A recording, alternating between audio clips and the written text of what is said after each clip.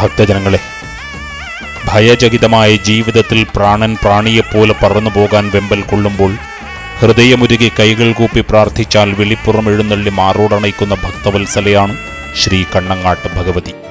ആ ലോകമാതാവ് ആടയാഭരണങ്ങളണിഞ്ഞ് തൻ്റെ അരുമഭക്തരെ തൃക്കൺ പാർത്ത് അനുഗ്രഹിക്കാനെത്തുന്ന കളിയാട്ട മഹോത്സവം